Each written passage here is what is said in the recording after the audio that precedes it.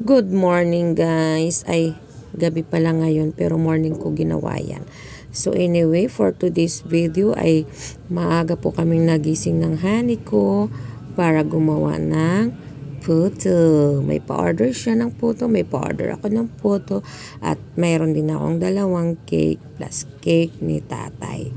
So ayan, nataranta ako bigla dahil wala po akong cake box. So ngayon, ang gumawa po ng puto mag-isa ay yung aking honey. At ako naman ay tumakbo sa palengke para bumili ng cake box at bilao. So ayan, walang aga nagising ng honey ko. Akala nyo At ayan nga, for the tali na naman ang inyong lingkod.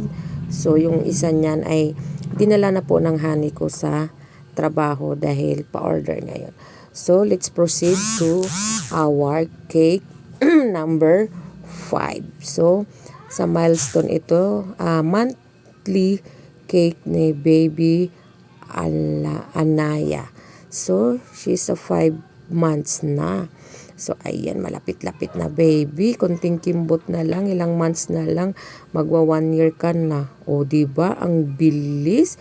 So, maraming salamat sa mami niya na lagi pong umu-order ng monthly cake for her baby. So, ayan. At maglagay tayo ng tawag nito para dumikit yung ating ilalagay mamaya. Ano ba tawag dyan? At ayun na nga, naalala ko na. So, magka-crumb coat muna tayo para pag naglagay ako niyan, yung mga tuldok-tuldok na yan, ay dumikit. Kasi kung hindi ko nilagyan ng crumb coat yan, yung icing na manipis, hindi po yan didikit yung ating mga tuldok-tuldok, mga prot-prot, ano ba tawag dyan. So, sa ganyan, ganyan ang gagawin ko, yung picture sa taas. O, diba? Ang sakit kaya sa kamay yan. Pero dahil sa ngalan ng kahirapan, go lang, Bin. Kaya mo yan. So, anyway, hindi ko nga alam kung anong design ng cake ang gagawin ko dahil ganun yung damit ni baby na sinid ni mami niya. So, naisip ko, ano kayang team ang gagawin ko? So, kaya yan, naisip ko, ganyanin ko na lang kaya. Prot-prot. Ay, ano ba tawag doon? Lapirot-lapirot. Ay, basta yun yung tuldok-tuldok.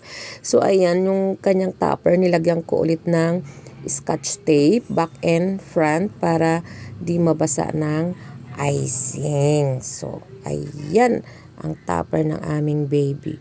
So, nilagyan ko na lang ng ribbon-ribbon since may ribbon naman yung palda ni baby Anaya. So, ayun, medyo maganda naman ang kinalabasan. Kamukha naman ng konti. Medyo kahawig naman, ika nga. So, ayan. At shout out nga pala dun sa mami ni Anaya na laging umu-order ng monthly. Thank you for watching, guys!